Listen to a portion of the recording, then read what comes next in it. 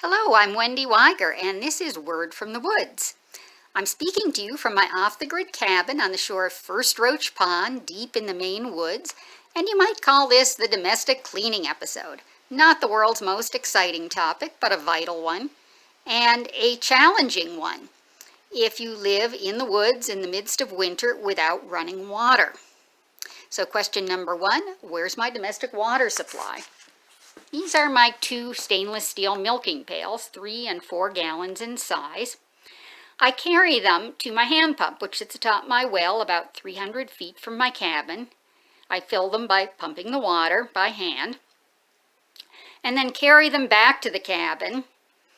Together, when filled, they weigh about 50 pounds, so it does provide a good upper body workout. The pump drains back below the frost line, so that even when it's very cold, I can go out there and pump liquid water.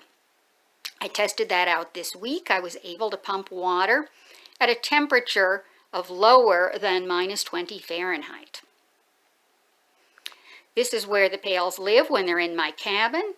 I can transfer water for heating into this big pot atop my propane cook stove, my tea kettle, and then I have a water urn over my sink. And the water urn has a nice feature. It has a little spigot, so I can get a semblance of running water. Until very recently, my wastewater just went down my sink drain into gray water chambers buried in the ground behind the cabin. Well, we have had a prolonged, intense cold snap.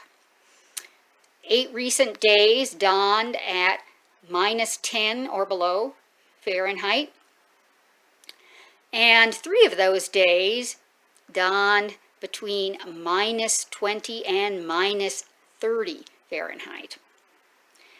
We had less than usual snow cover for this time of year, so the intense cold with less insulation for the ground meant that the ground froze more deeply than usual, and it took my gray water chambers along with it.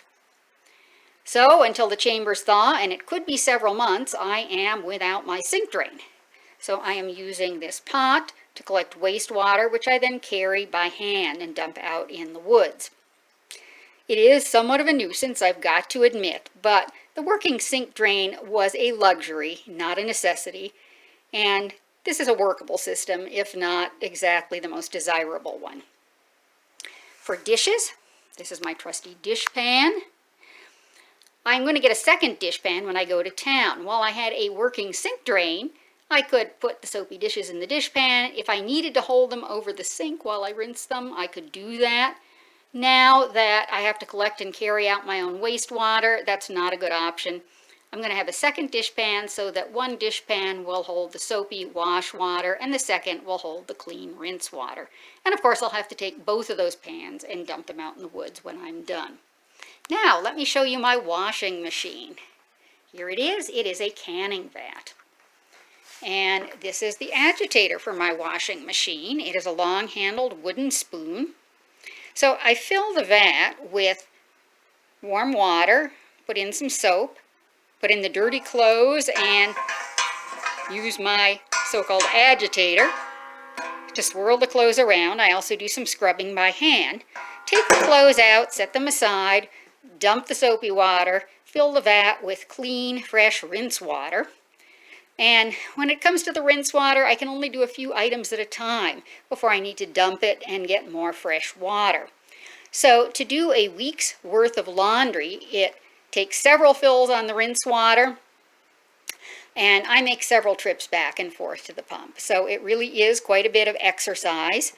It takes me about 3 hours in all to do a week's worth of clothing.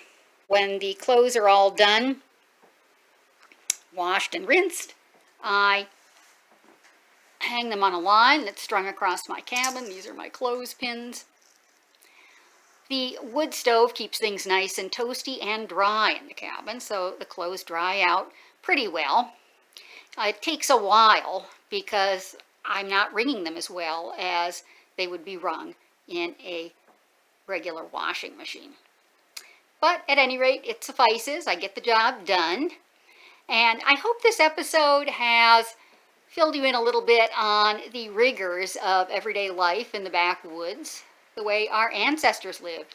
And I hope that it has helped you to appreciate the conveniences of modern day life a little bit more. I'll certainly never take them for granted again.